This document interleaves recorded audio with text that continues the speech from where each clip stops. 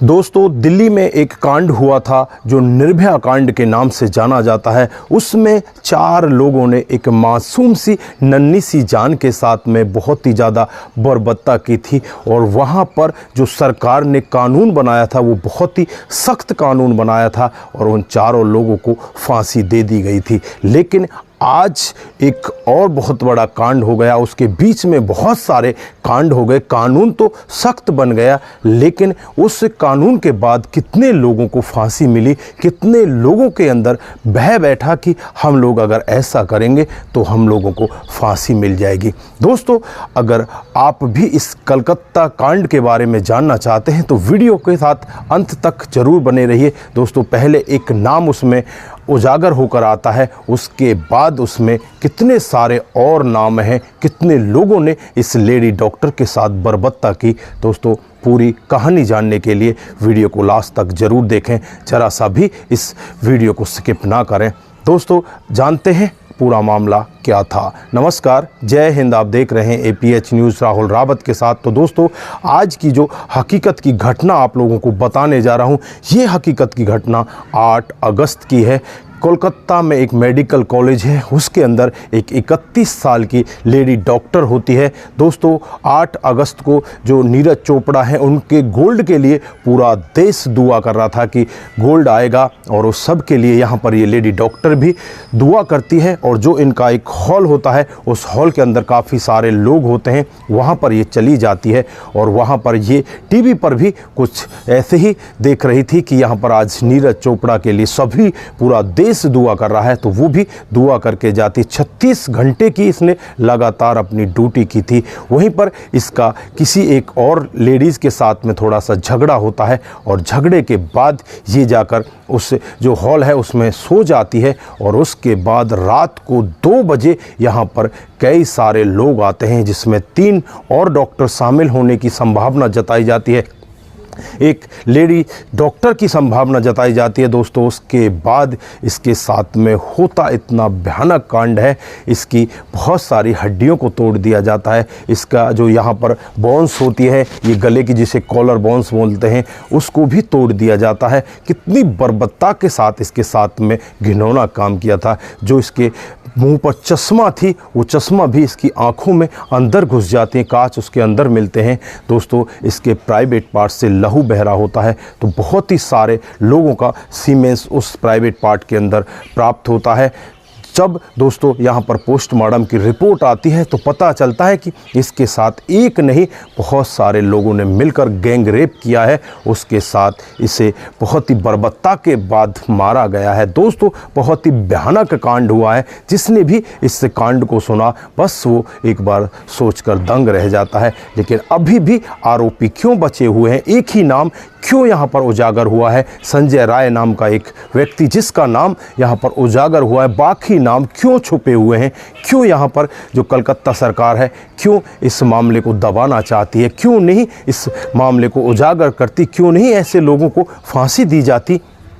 ऐसा क्यों हो रहा है? दोस्तों, यहाँ पर जो भी पार्टियां हैं, जो वहाँ पर स्थानीय पार्टी हैं, वो भी इस तरह की राजनीति कर रही हैं। क्यों ऐसे मामले में राजनीति होती है? आरोपियों को क्यों बचाया जाता है? दोस्तों, जो वहाँ पर प्रिंसिपल हैं, उनको भी यहाँ पर अभी तक बचाया जाता है। यहाँ पर उनसे भी कोई बातचीत नहीं हो पाती। अगर किसी कॉलेज के, किसी स्कूल के अंदर कोई ऐसा बड़ा घटना होता है, उसके बाद उसको दबाया जाने लगे, तो क्या उसमें उस प्रिंसिपल का हाथ नहीं हो सकता? दोस्तों, हमारे पास इस सब का कोई पुख्ता सबूत नहीं है कि उस प्रिंसिपल का उसमें हाथ है, लेकिन यहाँ पर जो मीडिया रिपोर्ट है, जो लोगों का कहना है, वो यही है कि उसमें उस प्रिंसिपल का भी हाथ हो सकता है। दोस्तों, कौन कौन लोग इसमें शामिल हैं, इन लोगों ने ऐसा क्यों किया, इनकी मानसिकता क्या थी, उस सब के लिए यहाँ पर जो संजय राय है, इसका नार्को टेस्ट भी कराया जाएगा और बहुत सारी यहाँ पर इससे जानकारी ली जाएगी। दोस्तों, ये मामला CBI को सौंप दिया जाता है और CBI की रडार पर लगभग 35 लोग हैं। 35 लोगों से पूछताछ की जाएगी, उसके बाद इस मामले का खुलासा होगा। दोस्तों, अभी ये मामला तो 8 अगस्त का होता है, उसके बाद 13 अगस्त का बिहार के मुजफ्फरनगर में एक बहुत ही बड़ा कांड हो जाता है। यहाँ पर एक दलित परिवार होता है, इनके घर पर 4 मोटरसाइकिल सवार लोग वहाँ पर पहुँचते हैं और वहाँ पर इनके घर वालों से झगड़ा होने लगता है। अंदर घर के एक 14 साल की लड़की सो रही होती है, वो अपनी माँ और बहन के साथ घर से बाहर निकलती है और जब वो घर से बाहर आती है तो यहाँ पर ये लोग मानो उसी का इंतज़ार कर रहे थे। चाकू की नोक पर उसे अपनी बाइक पर बिठाते हैं और बाइक पर बिठाकर उसे जंगल में ले जाते हैं। दोस्तों, उसके साथ बारी बारी से ये सभी लोग बर्बरता करते हैं, उसके साथ में रेप करते हैं और उसके बाद ये यहीं पर नहीं रुकते, उसके जो स्तन होते हैं उनको भी चाकुओं से काट दिया जाता है। उनके टिकी के चेहरे पर यहाँ पर बहुत सारे चाकुओं से गोद दिया जाता है। इतनी बुरी बर्बरता की जाती है और जो वहाँ के एसपी होते हैं वो यही कहते हैं कि एक लड़की का मामला आया है और उसकी जांच पड़ताल चल रही है। दोस्तों, ऐसे मामलों को सीरियस क्यों नहीं लिया जाता? क्यों ऐसे आरोपी दिन प्रतिदिन बढ़ते जा रहे हैं? बहुत बड़े सवाल आपके ज़हन में भी होंगे। दोस्तों, मेरे ज़हन में भी बहुत सारे सवाल इसी तरह के घूम रहे हैं कि ऐसे आरोपियों को क्यों जिंदा छोड़ दिया जाता है, क्यों नहीं इनको ऑन द स्पॉट फांसी दी जाती।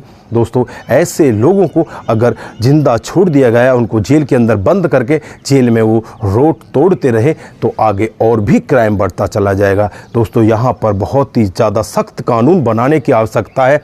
ऐसे लोगों को बिना कुछ देरी किए हुए तुरंत के तुरंत उनके ऊपर अगर जुर्म साबित हो जाए, सबूतों के आधार पर उन्हें फांसी दे देनी चाहिए। दोस्तों, ऐसा भी हो सकता है कई बार कुछ बेकसूर लोग भी फंस जाते हैं, जिसमें कुछ लोगों को षड्यंत्र के तहत भी फंसा दिया जाता है। उस सब की पहले जांच होनी चाहिए। मैं ये नहीं कहता कि निर्दोष आदमी को फांसी होनी चाहिए, लेकिन जो ऐसा कांड करता है जिसके खिलाफ पुख्ता सबूत मिलते हैं, उसे यहाँ पर जिंदा बैठाकर रोड तोड़ने की क्या ज़रूरत है? उसे तो साथ के साथ में फांसी दे देनी चाहिए। दोस्तों, निर्भया कांड के बाद आज तक किसी भी व्यक्ति को फांसी नहीं लगी है।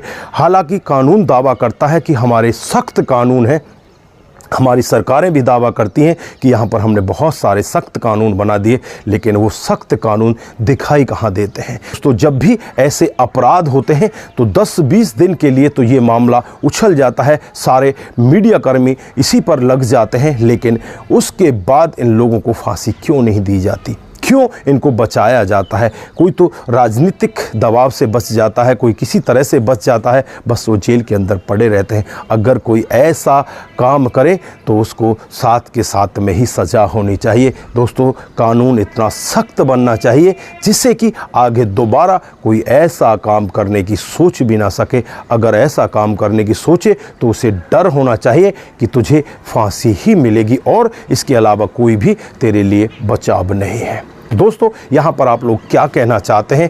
आप लोग यहाँ पर जो कलकत्ता में कांड हुआ है, इस महिला डॉक्टर के साथ में इतना घिनौना काम हुआ है, यहाँ पर उसके घर वालों को भी 2-3 घंटे तक उसकी डेड बॉडी को नहीं दिखाया जाता, तो उनकी कोई भी चीख पुकार नहीं सुन पाता।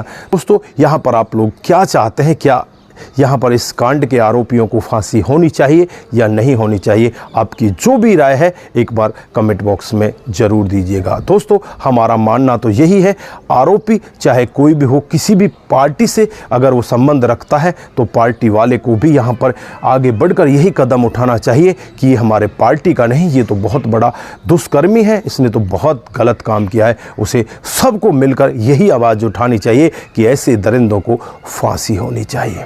बाकी आपकी क्या राय है, आप क्या कहना चाहते हैं, वो आप कमेंट बॉक्स में ज़रूर दीजिएगा। दोस्तों, आज के लिए बस इतना ही, फिर मिलते हैं किसी नए मोड के साथ। तब तक के लिए आप अपना ख्याल रखें, परिवार का ख्याल रखें, सतर्क रहें। नमस्कार, जय हिंद,